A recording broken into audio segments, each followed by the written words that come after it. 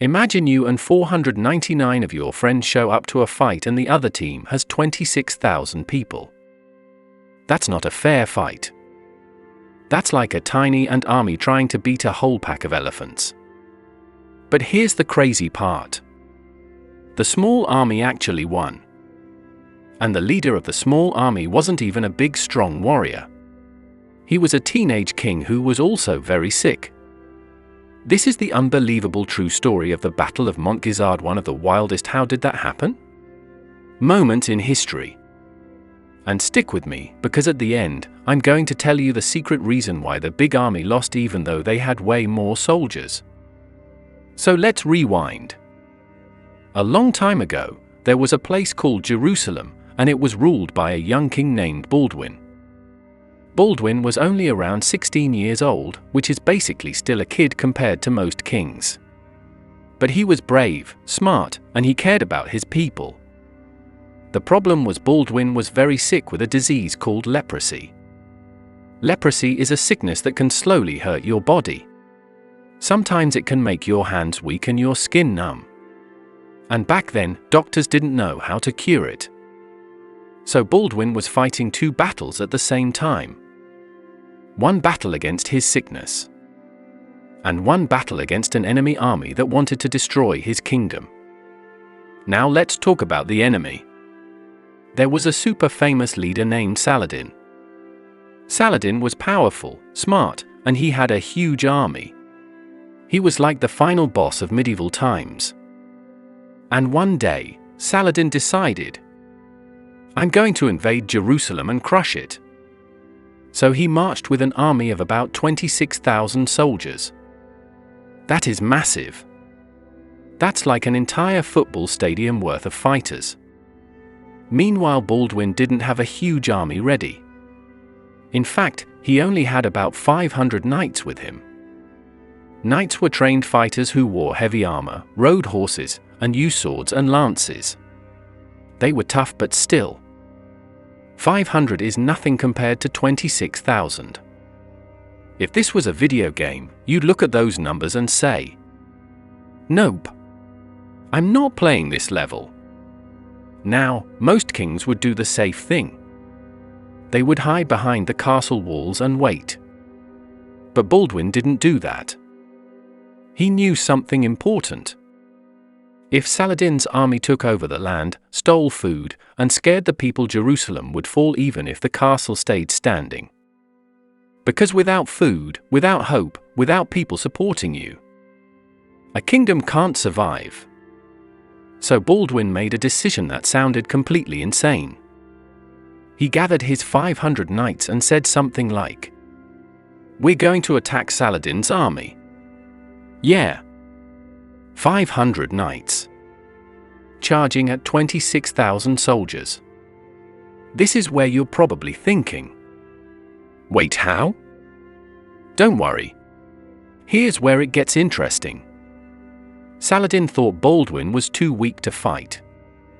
He thought Baldwin would hide.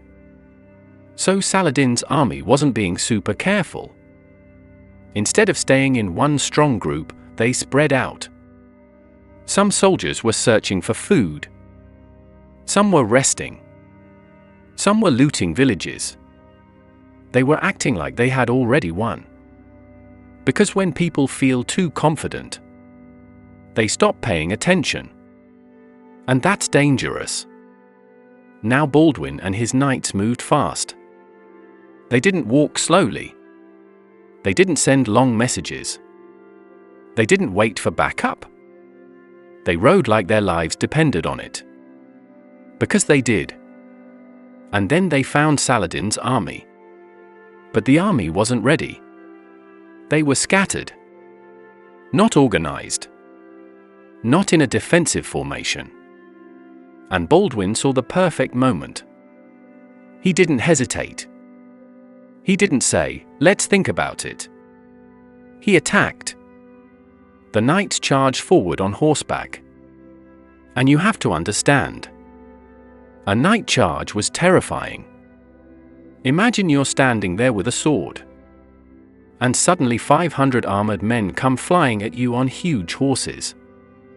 The ground shakes. The horses are thundering. The armor is clanking. The lances are pointed right at you. It's like a medieval train rushing at your face.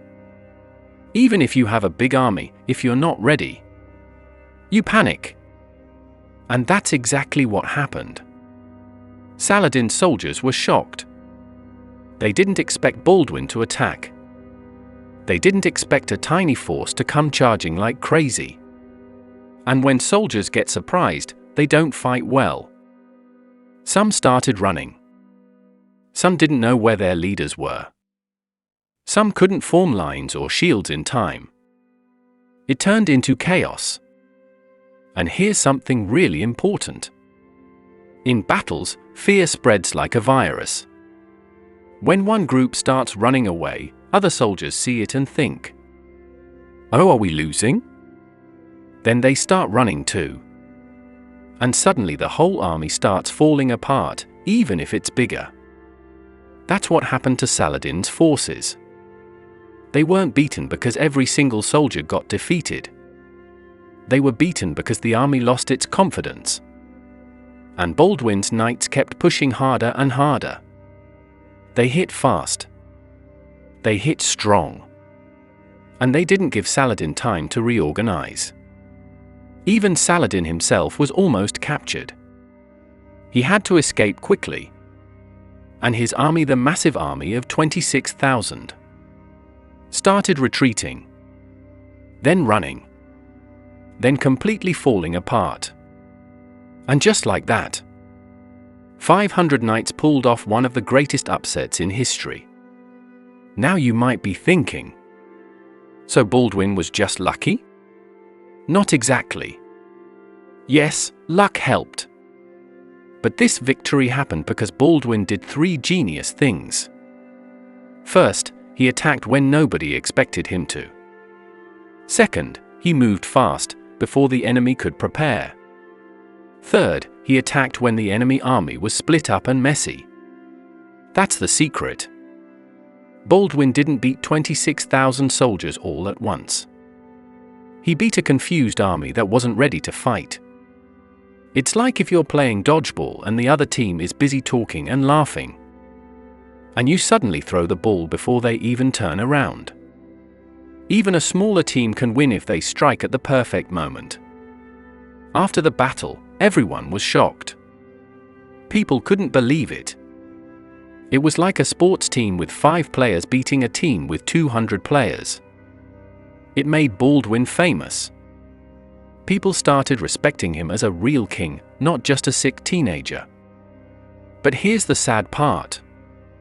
Even though Baldwin won this battle, his sickness didn't go away. And Saladin didn't disappear forever. Years later, Saladin would return stronger and eventually win other battles. But Montgisard still mattered. Because it proved something huge. Saladin was not unbeatable. And Baldwin, a sick young king, could still lead his people with courage. And now, here's the big lesson from this story. The reason the big army lost wasn't because they were weak. They lost because they were careless. They thought they had already won. They got lazy. They got overconfident. And Baldwin took advantage of that. So remember this. Sometimes, being smaller doesn't mean you lose. Sometimes the smaller side wins because they are smarter, faster, and braver. And sometimes, the person everyone thinks is weak ends up being the strongest. That's why the Battle of Montgisard is one of the most unbelievable battles ever. So if you enjoyed this crazy true story of 500 vs 26,000, you're going to love the next video because we're talking about the battle where Saladin finally got his revenge. Make sure to like and subscribe, and comment below. If you were Baldwin, would you have attacked? Or would you have stayed behind the walls?